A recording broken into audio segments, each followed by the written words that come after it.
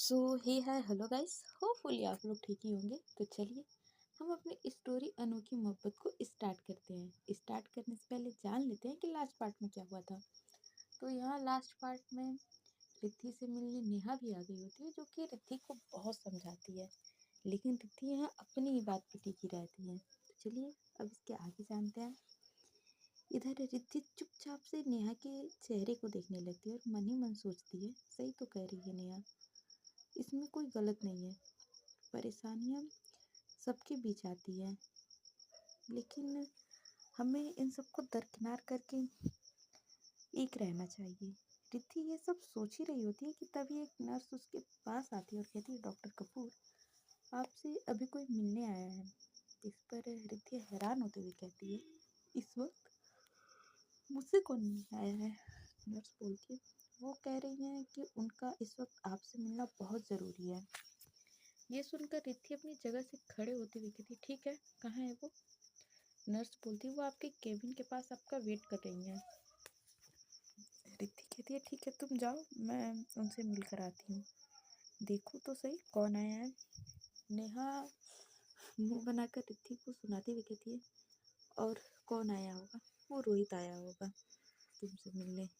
नेहा की बात सुनकर रिद्धि के चेहरे पे हंसी आ जाती है और कहती है, तुझे इतनी चिढ़ क्यों मच रही है? ईशांत तुझसे नहीं मिलने आया, इसीलिए बुरा लग रहा है क्या? नेहा बोलती है, मुझे क्यों बुरा लगेगा, जा तू जाकर उससे मिलकर आना। नेहा की बात सुनकर रिद्धि मुस्कुराते हुए वहाँ से चली जाती है। रिद्धि अपने कैबिन में जाती है तो देखती है कोई चेयर पे बैठा उसका इंतजार कर रहा होता है, और दरवाज़ा खोलती कहती है, जी कहिए क्या काम है आपको? रिद्धि की आवाज़ सुनकर जैसे ही वो इंसान अपनी कुर्सी से खड़ा होकर रिद्धि की तरफ मुड़ता है, तो रिद्धि हैरान रह जाती है। वो बोलती, आर्य तुम यहाँ इस वक्त, इतनी रात को? रिद्धि के मुंह से सिर्फ यही शब्द निकलते हैं, लेकिन उसके कदम अपनी जगह रुक जाते हैं और वो वहीं खड़ी रह जाती है। इधर आर्य अपने लड़खड़ाते हुए कदमों से रिद्धि के पास जाती है और अपनी आंसू भरी निगाहों से उसकी तरफ देखती है। रिद्धि उसे लड़खड़ाते हुए देखकर ही समझ जाती है कि आज आर्य ने ड्रिंक की हुई है, और जैसे ही वो उसकी आंखों में देखती है तो उसकी आंखें एकदम लाल होती हैं। ये पीने की वजह से थी या फिर रोने की वजह से, ये तो आर्य ही जानती थी। आर्य की ऐसी हालत देखकर रिद्धि अपने मुंह पे दोनों हथेलियां रख लेती है और धीरे से कहती है, आर्य तुमने पी है? जिस पर आर्य अपनी गर्दन हाँ मिलाती है और अपने दोनों हाथों से अपने दोनों कानों को पकड़ के कहती है, I am sorry Mrs Kapoor. Oh sorry Riddhi, मैं पीना नहीं चाहती थी, लेकिन मैं क्या करती। जो मैं तुमसे कहने आई हूँ उसके लिए मुझे बहुत हिम्मत की ज़रूरत थी, और शायद मैं होश में रहकर वो हिम्मत मुझ में नहीं आती।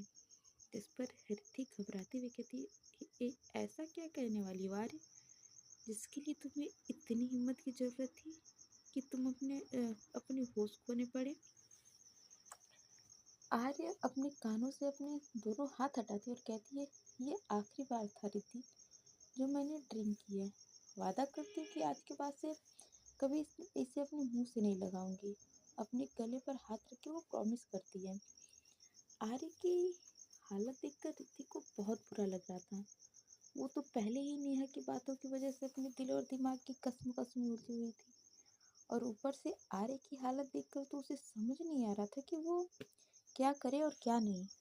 वो कुछ कहने की कोशिश भी करती तो उसके शब्द उसके गले से निकल ही नहीं पाते, और गिल्ट से उसकी पलकें झुक जाती हैं, जैसे वो आज खुद को आर्य का कसूरवार मान रही हो। उसे देखकर आर्य उसके पास आती है और उसके दोनों हाथों को अपने हाथों में लेते हुए कहती है, ये आखिरी बार है रिद्धि जो तुम मुझे अपने सामने देख रही हो। ये सुनकर रिद्धि का दिल धक से रह जाता है और उसकी आंखों में नमी आ जाती है। वो अपनी आंखें उठाकर सवालिया निगाहों से आर्य की तरफ देखती है तो आर्य कहती है, हाँ मैं सच कह रही हूँ, ये आखिरी बार है जो तुम मुझे देख रही हो। कल मैं इंडिया वापस जा रही हूँ और फिर कभी वापस लौट के नहीं आऊँगी। मुझे तो लगा था कि शायद हम दोनों के रिश्ते में अभी भी कुछ बाकी है, लेकिन मैं गलत थी। हम दोनों के बीच में कुछ भी बाकी नहीं है, इसलिए मैं जा रही हूँ। मैंने हर कोशिश की कि सब कुछ ठीक हो जाए, लेकिन शायद मैंने इतना ज़्यादा गलत किया हुआ था कि उसे सही कर पाना मुश्किल है। शायद मेरा गुनाह इतना बड़ा था कि तुम्हारे लिए मुझे माफ़ कर पाना नामुमकिन है। ये सुनकर रिद्धि की आंखों में रुके हुए आंसू उसके गालों पर बह जाते हैं। उसे रोता हुआ देखकर आर्य उसके आंसुओं को साफ करती और कहती है, नहीं रिद्धि, प्लीज़ रोना मत। मैं तुम्हारे यहाँ रुलाने नहीं आई हूँ। मैं शायद इस लायक भी नहीं हूँ कि मैं तुम्हारे आंसू बहाऊं। मैं तो सिर्फ तुम्हारी खुशी चाहती थी, हमेशा से। लेकिन फिर सब इतना बिगड़ गया कि तुम्हें खुश भी नहीं रख पाई। और अब यहाँ से जाने के बाद भी मुझे लगता था कि शायद तुम्हारी खुशी मेरे साथ है, लेकिन मैं गलत थी। तुम्हारी खुशी मुझसे दूर रहकर है। तो यही सही। कल तुम्हारी शादी है और मैं नहीं चाहती कि मेरी वजह से तुम्हारे आने वाली ज़िंदगी में कोई भी परेशानी आए। इसलिए मैं तुम्हें आज हर बंधन से आज़ाद करती हूँ। बस जाते जाते एक गुंजाइश है कि तुम खुश रहना। आज आर्य का एक एक शब्द रिद्धि के दिल को चीर रहा था। फिर वो अपनी जेब से निकाल कर कुछ कागज़ रिद्धि की तरफ बढ़ाती और कहती, ये लो, मैंने साइन कर दिया और तुम भी साइन कर देना। रिद्धि आंख फाड़ के उन कागज़ों की तरफ देख रही होती है और अपने कांपते हाथों से उन कागज़ों को तो पकड़ लेती है, लेकिन फिर आर्य की तरफ देखते हुए कहती है, ये क्या है आर्य? जिस पर आर्य बिना किसी भाव के कहती है, ये तुम्हारी आज़ादी है। रिद्धि बोलती है, मेरी आज़ादी? जिस पर आर्य एक फेक स्माइल करते हुए कहती हैं, हाँ, तुम्हारी आज़ादी। मुझसे, हमारे घुटन भरे रिश्ते से। ये सुनते ही रिद्धि के हाथों से वो कागज जमीन पे गिर जाते और रिद्धि रोती हुई कहती है, लेकिन आर्य? जिस पर आर्य उसके होठों पर उंगली रख के कहती है, कुछ मत बोलो रिद्धि, बस सुनो मुझे। ये सुनकर रिद्धि का रोना और तेज हो जाता है। वो अपनी गर्दन बार बार ना में हिलाने लगती तो आर्य कहती है, नहीं रिद्धि, तुम अब कमज़ोर नहीं पड़ सकती। तुम चाहती थी कि मैं तुमसे दूर चली जाऊं, तो मैं जा रही हूँ। अब तुम्हें मेरा चेहरा कभी भी देखने को नहीं मिलेगा। अगर हो सके तो मुझे माफ़ कर देना, जो मैंने आज तक किया उसके लिए भी, और जो कुछ था कि मैं अब करने जा रही हूँ उसके लिए भी। कहकर वो उसके गर्दन के पीछे हाथ लगाकर उसे खुद के करीब करती है और उसके होठों पर अपने होठ रख देती है। रिद्धि भी आर्य की बाहों में खुद को ढीला छोड़ देती है और उसकी कमर को अब कस के पकड़ लेती है। थोड़ी देर बाद आर्य उससे दूर होकर कहती है, जानती हूँ ये गलत है, तुम किसी और की अमानत हो। और फिर अपने सीने पे उंगली रखते हुए कहती है, लेकिन मैं इस दिल का क्या करूँ जो तुम्हारे बिना धड़कना ही नहीं चाहता। शायद ये तुम्हें इस एहसास के साथ धड़कता रहे। कहकर वो उसे ऐसे ही छोड़ के चली जाती है। और रिद्धि कहना तो बहुत कुछ चाहती थी, लेकिन आर्य के इस बर्ताव ने आज उसे निशब्द कर दिया था। वो वहीं जमीन पर बैठ के रोने लगती है। रिद्धि को अब तक समझ नहीं आया था कि आर्य उससे क्या कहकर चली गई। कहाँ तो वो अब उसकी शादी रोकने की हर कोशिश कर रही थी और कहाँ आज वो अपना सब कुछ हार के चली गई। उसे अब भी यकीन नहीं हो रहा था कि आर्य ऐसा भी कुछ कर सकती है। वो थके हुए कदमों से बाथरूम की तरफ बढ़ जाती है और खुद को नॉर्मल करके नेहा के वार्ड में चली जाती है। वो एक नज़र नेहा को देखती है तो वो सो रही होती है। रिद्धि भी वहाँ रखी हुई काउच पे बैठ जाती है और अपनी आंखें बंद कर लेती है। रिद्धि के दिलो दिमाग में अब वो सब घूमने लगता है। कि जब आर्य ऑस्ट्रेलिया आई थी, वो कैसे उससे रोज अपने किए की माफ़ी मांग रही थी, कैसे खुद को उसका कसूरवार ठहरा रही थी। रिद्धि के दिमाग में आर्य की सारी कोशिश घूम रही थी कि हर तरह से आर्य उसे शादी करने के लिए मना रही थी, और कितनी शिद्दत से वो रिद्धि को खुद की ज़िंदगी में वापस लाना चाहती है। उसे वो रात भी याद थी जब आर्य इतने हक से उसे कह रही थी कि वो ये शादी नहीं होने देगी। उसे बार बार आर्य का खुद के पास आना याद आता है, और आज आज आर्य पल भर में सब कुछ छोड़ के चली गई। ये सब याद करते हुए उसकी आंखों से आंसू बहने लग जाते हैं। वो मन ही मन कहती है, ये क्या हो रहा है मेरे साथ? आर्य के जाने से तो मुझे खुश होना चाहिए, लेकिन मुझे तो रोना आ रहा है। ऐसा लग रहा है जैसे मेरी कोई अनमोल चीज मुझसे दूर जा रही है। क्यों लग रहा है मुझे ऐसा? कहीं कहीं मैं भी तो आर्य से नहीं नहीं, ऐसा नहीं हो सकता। लेकिन अगर ऐसा नहीं है तो मुझे दुख क्यों हो रहा है? इधर रिद्धि की हालत इस वक्त बहुत बुरी हो गई थी। वो खुद ही सवाल कर रही थी और खुद ही खुद को जवाब दे रही थी। वो कुछ पल सोचने के बाद खुद से कहती, ये क्या कर दिया मैंने?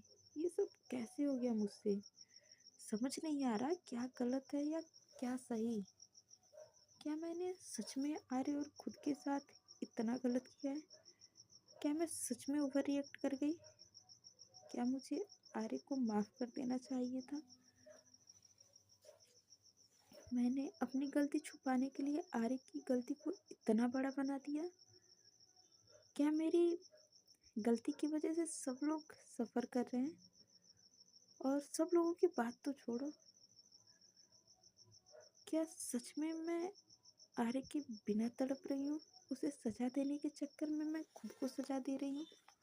रोहित से शादी करने का फैसला लेना मेरे लिए आसान नहीं है, क्योंकि सच तो यही है कि मेरे दिल और दिमाग में अभी भी आर्य बसी हुई है। रोहित से शादी करने के बाद भी आर्य कभी भी मेरे दिल और दिमाग से नहीं निकल पाएगी। क्या रोहित से शादी करना मेरी जिंदगी की सबसे बड़ी गलती साबित होने वाली है? इधर रिद्धि को कुछ समझ नहीं आ रहा था। वो अपनी बालों में अपनी उंगलियां फंसाकर अपने मुंह को नीचे कर लेती है। इधर नेहा, जो काफी देर से रिद्धि की आंखों से बहते हुए आंसू उसके फेस के बनते बिगड़ते भाव को बड़े गौर से देख रही थी, उसे इस तरह से सोच में पड़ा देखकर नेहा हल्का सा मुस्कुराती और मन ही मन कहती है, अब आया नोट पहाड़ के नीचे। तेरी धक रक से वाकिफ हूँ मैं रिद्धि। तू कब किस वक्त क्या सोचती है मैं सब जानती हूँ। हो ना हो, इस वक्त तू खुद और आर्य के बारे में सोच रही है, और यही वक्त है तुझे और ज़्यादा फोर्स करने का। वो कहते हैं ना कि लोहा गर्म है तभी हथौड़ा मारो। बस अब मुझे भी यही करना है। और फिर वो रिद्धि से कहती है, आई एम सॉरी रिद्धि, मुझे पता है कि कल तेरी शादी है और तुझे कल की ढेर सारी तैयारियां करनी है, और तुझे यहाँ मेरे साथ रुकना पड़ रहा है। आर्य और रिद्धि के बीच में कुछ देर पहले जो कुछ भी हुआ था, उसके बारे में नेहा को कुछ भी नहीं मालूम था। इधर रिद्धि उसकी आवाज़ सुनकर जल्दी से अपने आंसू पोंछती है और गुस्से से घूरती हुई कहती है, थप्पड़ खाएगी क्या? ये उल्टी सीधी बातें अपने दिमाग में लाना बंद कर दे नेहा। और वैसे भी कौन सा मैं इस शादी से खुश हूँ जो मुझे कोई तैयारी करनी होगी। लास्ट लाइन को बहुत ही धीरे से कहती है, लेकिन फिर भी नेहा के कानों में पड़ जाती है। नेहा मौका देखकर रिद्धि से कहती है, क्या बात है रिद्धि, परेशान लग रही है? कुछ सोच रही है क्या? रिद्धि भी खोई हुई सी कहती है, समझ नहीं आ रहा नेहा, क्या करूँ और क्या ना करूँ। सब कुछ ठीक करने की कोशिश की थी मैंने, लेकिन अब लग रहा है सब कुछ ठीक होने के बजाय और ज़्यादा खराब हो गया है। नेहा बोलती है, रिद्धि ज़्यादा मत सोच। रिद्धि बोलती है, अब मैं ऐसे दो राह पर आके खड़ी हो गई हूँ नेहा, मुझे समझ नहीं आ रहा किस रास्ते पे जाऊँ। अगर आर्य के पास तरफ जाती हूँ तो रोहित का दिल टूट जाता है, क्योंकि उसे यहाँ तक लाने वाली तो मैं खुद ही हूँ। और अगर रोहित के साथ जाती हूँ तो शायद सब कुछ ही खत्म हो जाएगा, और मैं एक बार फिर से इतने सारे लोगों की तकलीफ का कारण बन जाऊंगी जो मैं कभी नहीं बनना चाहती हूँ। नेहा बोलती, तूने जो किया ना रिद्धि, और जो तू करने जा रही है, उसके बाद किसी न किसी का दिल टूटना तो लाजमी है। लेकिन हम जब भी किसी ऐसे दो राह पे खड़े हों तो हमें वो रास्ता अपनाना चाहिए जिससे हमें कम नुकसान हो। अगर तू रोहित से शादी कर लेती है तो कितनी सारी जिंदगियां बर्बाद हो जाएगी, खास करके रोहित की। ये सुनकर रिद्धि नेहा की तरफ देखने लगती तो नेहा उसकी तरफ देखते हुए कहती है, एक बार ठंडे दिमाग से सोच कि इन सब में रोहित का क्या दोष है। तू उसे किस बात की सजा दे रही है। रिद्धि बोलती है, सजा? जिस पर नेहा बोलती है, हाँ सजा। तू रोहित को सजा ही दे रही है। तुझे क्या लगता है कि अगर तू ये शादी कर लेगी तो क्या तुझे रोहित से प्यार हो जाएगा? नहीं, कभी नहीं होगा। तू पूरी जिंदगी भी कोशिश करेगी ना रिद्धि, तब भी कभी भी रोहित से प्यार नहीं कर सकेगी। रिद्धि बोलती है, लेकिन क्यों? क्या प्यार दोबारा नहीं होता? नेहा कहती है, मैं ये नहीं कह रही हूँ कि प्यार दोबारा नहीं होता, लेकिन प्यार दोबारा तब होता है जब हम पहले प्यार को भूल जाते हैं, या हमारे लिए वो पाना नामुमकिन हो जाता है, या फिर हमारा प्यार अपनी दुनिया में खुश होता है तब। लेकिन तेरे साथ तो इन तीनों में से कोई भी कंडीशन अप्लाई नहीं होती है। तेरे दिल में, दिमाग में, तेरी सांस में, तेरी हर धड़कन में बस आर्य का नाम है। तो कैसे रोहित को अपनी जिंदगी में जगह दे पाएगी? और एक बात बता कि क्या कभी रोहित नहीं चाहेगा कि उसके भी बच्चे हों जिसमें उसका खून हो? क्या वो अपने बच्चे के होने के बाद, सॉरी, क्या तू उसको ये सब कर पाएगी? इधर रिद्धि कुछ नहीं बोलती है, वो बस नेहा की बात सुन रही होती है। उसके बाद से रिद्धि कहती है, तू ही बता नेहा, क्या करूं मैं? अरे तू जा रही है मुझे छोड़ के। जिस पर नेहा हैरानी से बोलती, क्या? अरे जा रही है, लेकिन कहाँ? जिस पर रिद्धि रोते हुए कहती है, वो एक बार फिर से मुझे अपना फैसला सुनाकर जा रही है। पिछली बार की तरह आज भी उसने ना मुझसे कुछ पूछा, ना मेरी बात सुनी। आई, बस अपनी बात कही और चली गई। नेहा बोलती है, ये तू क्या कह रही है रिद्धि, साफ साफ बता कि आखिर बात क्या है। जिस पर रिद्धि अपने आंसू पोंछती और कहती है, जानती है अभी मुझसे मिलने कौन आया था? उसकी बात सुनकर नेहा ना में गर्दन हिलाती है तो रिद्धि उसकी तरफ देखकर हल्का सा मुस्कुराती और कहती है, आर्य आई थी मुझसे मिलने, डिवोर्स पेपर देकर गई है मुझे, खुद साइन कर दिया और मुझे भी साइन करने के लिए कह कर गई है। ये सुनकर नेहा चुप हो जाती है तो रिद्धि उस पर तंज कसते हुए कहती है, बोलना, अब क्यों चुप हो गई? अभी तो बड़ी तारीफ कर रही थी, अब बोलना, क्या कहेगी उसके बारे में? जिस पर नेहा परेशान होकर मन ही मन कहती है, ये क्या किया यार, अब तो सब कुछ ठीक होने जा रहा था, लेकिन आपने तो फिर एक बार सब कुछ बिगाड़ दिया। और फिर मुंह बनाते हुए कहती है, सच तो यही है कि आप दोनों ना बिल्कुल परफेक्ट कपल हो, एक दूसरे को बिल्कुल पूरी तरह से कॉम्प्लीमेंट करते हो। वो कहते हैं ना, राम मिलाए जोड़ी, एक अंधा एक कोड़ी। ये रिद्धि तो है ही पागल, बिना सोचे समझे कुछ भी करने की आदत है इसे। लेकिन आप भी कुछ कम नहीं हो। क्या जरूरत थी अब आपको ये नया रायता फैलाने की? पहले वाले ही नहीं समेटे जा रहे थे, और ये अब नया तमाशा। रिद्धि लगातार नेहा को देखे जा रही थी। वो उसके चेहरे के बनते बिगड़ते भाव को देखकर थोड़ी तेज आवाज में गुस्से से कहती है, अब तेरे मन में कौन सा सॉरी अब तेरे मन ही मन कौन सी पूड़ी पक रही है जो इस तरह से मुंह में कुछ बोले जा रही है? जिस पर नेहा हड़बड़ा के कहती, अब मैं क्या कहूँ? मुझे तो लगता है कि आर्य ने तुझे डराने के लिए ये सब किया है। तो एक बार रोहित और आर्य दोनों से बात कर, शायद बात कुछ संभल जाए। जिस पर रिद्धि उस पर भड़कते हुए कहती, आर्य से बात करूं? अगर आर्य को मेरी बात सुननी होती तो फिर यूं ही नहीं चली जाती। और रोहित, तू नहीं जानती नेहा कि रोहित ने मुझसे क्या कहा था। जिस पर नेहा कहती है, तू बताएगी तब तो पता चलेगा।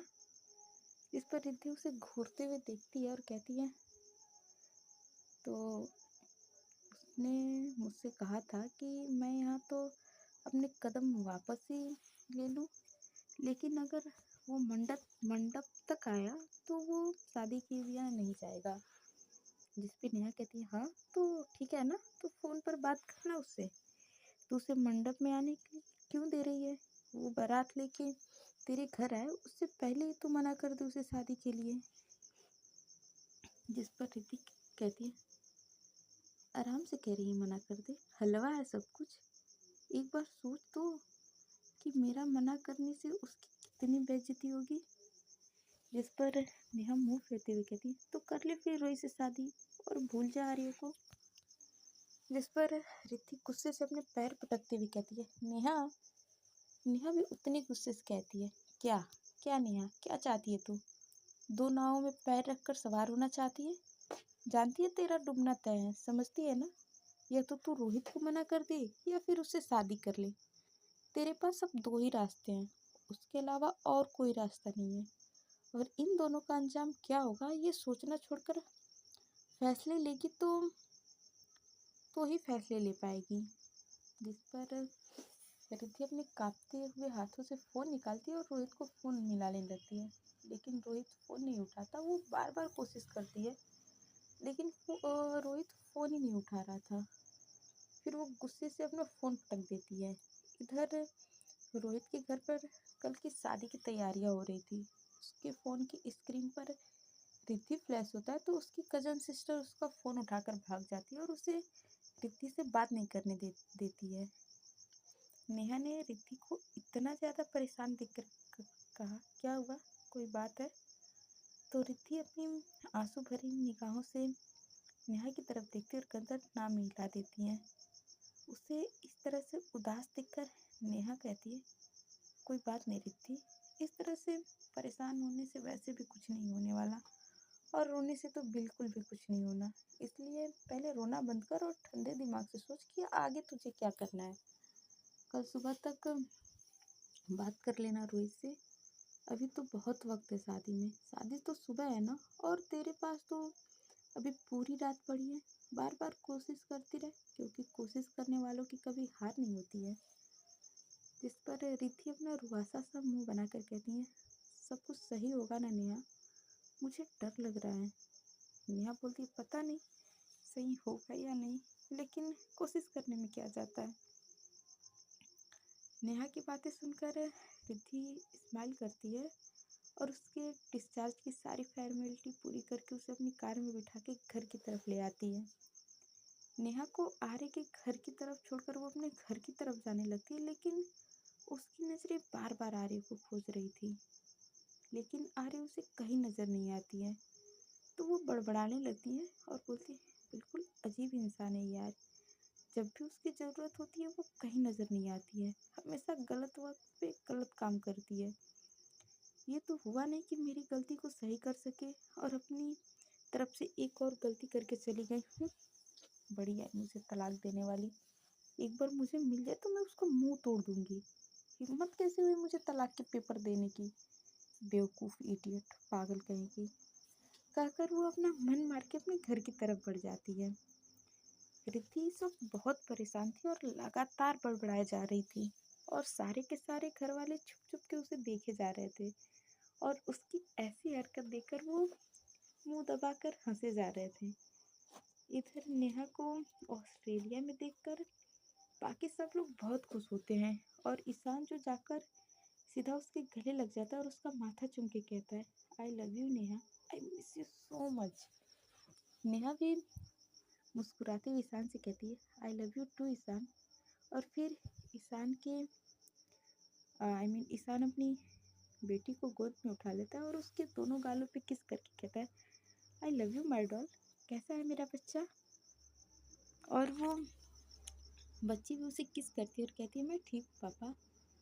इधर ईशान नेहा को ले जाकर सोफे पर बैठा देता है और दादाजी और दादी से मिलवाता है। सब लोग थोड़ी देर बात करते हैं और उसके बाद से वो आराम करने चली जाती है। सो फ्रेंड्स, आज के पार्ट में बस इतना ही। मिलते हैं नेक्स्ट पार्ट में, जानते हैं कि आने वाले पार्ट में क्या होता है। तब तक के लिए bye bye, tata, take care and सच में स्टोरी ज़्यादा खींच रही हूँ, कोई ना, जल्दी एंड होगी स्टोरी, टेंशन ना लो आप लोग। चलिए, तब तक के लिए बाय।